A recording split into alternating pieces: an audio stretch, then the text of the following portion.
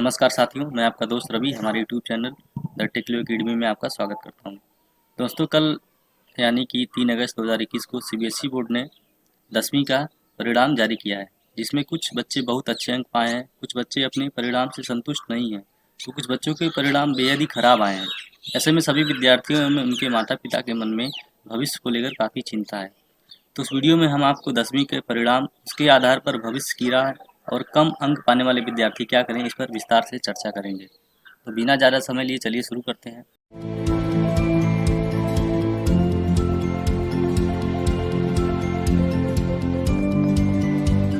तो हम बात करते हैं कि आखिर हमारे 10वीं के रिजल्ट का क्या रोल होता है। तो अगर आपके 10वीं में अच्छे परसेंटेज हैं तो आप अच्छी स्ट्रीम से आगे पढ़ाई कर सकते हैं। बहुत सारी गवर्नमेंट वैकेंसीज में 10वीं के अंक के आधार पर मेरिट लिस्ट निकाली जाती है, तो इसमें आपको फ़ायदा मिल सकता है। और सबसे बड़ी बात है, हमारा जो 10th का मार्कशीट होता है वो as a date of birth certificate काम करता है। तो जिन बच्चों के अंक एवरेज आए हैं या वो अपने अंक से ज़्यादा संतुष्ट नहीं हैं, तो आप ज़्यादा चिंता ना करें। अगर आप आगे पढ़ाई करना चाहते हैं तो आगे पढ़ाई करें, क्योंकि हमेशा जो है आखिरी रिजल्ट, जो लास्ट रिजल्ट होता है हमारा, वो मायने रखता है। तो आगे हम बात करते हैं कि कल यानी कि 3 अगस्त को सीबीएसई ने एक प्रेस रिलीज़ किया है। तो चलिए इसके बारे में भी आगे हम बात करते हैं।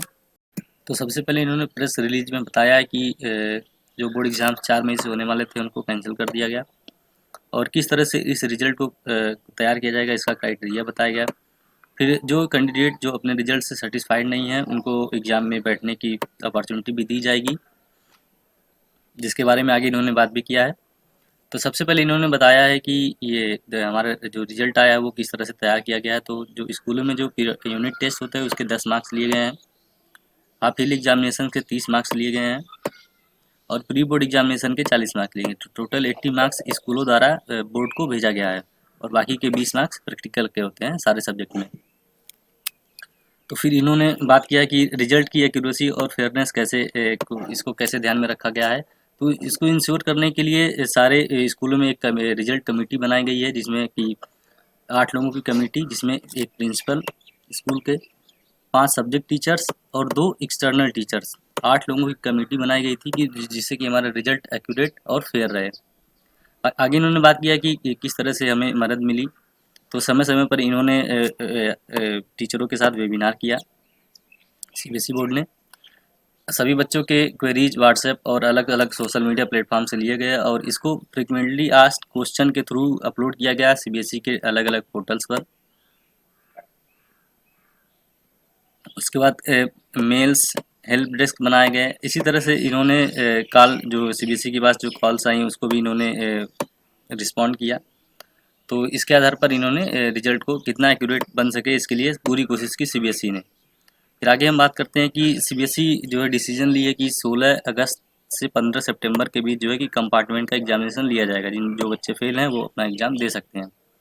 तो इसी में ये भी बात की जा रही है कि इसी इसी बीच में जो बच्चे अपना एग्ज़ाम देना चाहते हैं, जो अपने रिजल्ट से सेटिस्फाइड नहीं, वो भी इसमें बैठ सकते हैं।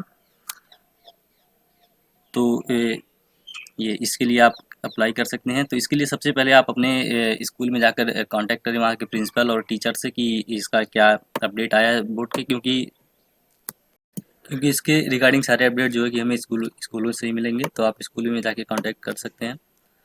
तो रिजल्ट को लेकर सीबीएसई ने एक इम्पॉर्टेंट इन्फॉर्मेशन भी दिया है कि कोई मेरिट लिस्ट नहीं बनाई जाएगी क्लास 10th के रिजल्ट के बेस पर, और ना ही कोई मेरिट सर्टिफिकेट स्टूडेंट्स को जारी किया जाएगा।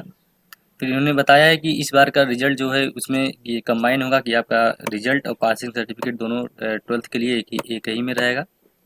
आगे हम बात करते हैं कि इन्होंने बताया है कि कितने बच्चों ने एग्ज़ाम में पार्टिसिपेट किया था। उसके बाद ये हमारा जो डेट आया है कि 16 अगस्त से 15 सितंबर के बीच में हमें बताया जाएगा कि कब एग्ज़ाम्स लिए जाएंगे कंपार्टमेंट, और जो बच्चे देना चाहते हैं। ये अलग अलग स्टेट्स का पासिंग परसेंटेज बताया गया है, इसमें इन्होंने बताया है। उसके बाद ये टोटल नंबर ऑफ़ कैंडिडेट जो पास हुए हैं ये बताया गया है। और सीबीएसई का एफिलिएशन जो है कई सारे फॉरेन कंट्रीज जगहों पर भी है, तो वहाँ का भी डेटा इन्होंने दिया है।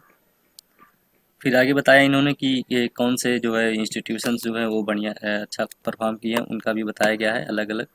जेएनवी के भी, गवर्नमेंट एडेड, इंडिपेंडेंट, सारे के बारे में बताया इन्होंने। फिर इन्होंने बताया है कि 90 से 95 के बीच में कितने बच्चे रहे हैं, तो इन्होंने बताया है कि ये बताया है लगभग 2 लाख बच्चे 90 और 95% के बीच में हैं। 57,824 बच्चे 95% एबव हैं। तो आगे हम बात करते हैं। इन्होंने बात किया है डिजी लॉकर के बारे में। तो परिणाम मंजूषा करके सीबीएसई का एक पोर्टल है जो कि इंटीग्रेटेड है डिजी लॉकर से। तो कैंडिडेट्स के digital marksheet, passing certificate, migration certificate, और अगर आप सीबीएसई से कोई अदर स्किल सर्टिफिकेट करते हैं, कोई कोर्स करते हैं, तो आपका जो सर्टिफिकेट्स डिजी लॉकर पर अवेलेबल हो जाएंगे जो जब भी सीबीएसई अपना रिलीज़ करेगी। तो अगर हमारी वीडियो आपको हेल्पफुल लगी हो तो आप इसे लाइक करें, अपने दोस्तों के बीच शेयर करें। अगर आप हमारे चैनल पर नए हैं तो इसे सब्सक्राइब जरूर करें। आप अपने सजेशंस हमें कमेंट बॉक्स में दे सकते हैं। और अगर आपको ये पीडीएफ चाहिए हो तो आप हमारे टेलीग्राम चैनल से डाउनलोड कर सकते हैं। लिंक हम डिस्क्रिप्शन में दे दिए हैं। तो मिलते हैं अगली वीडियो में। तब तक के लिए खुश रहिए, ख्याल रखिए। जय हिंद, जय भारत।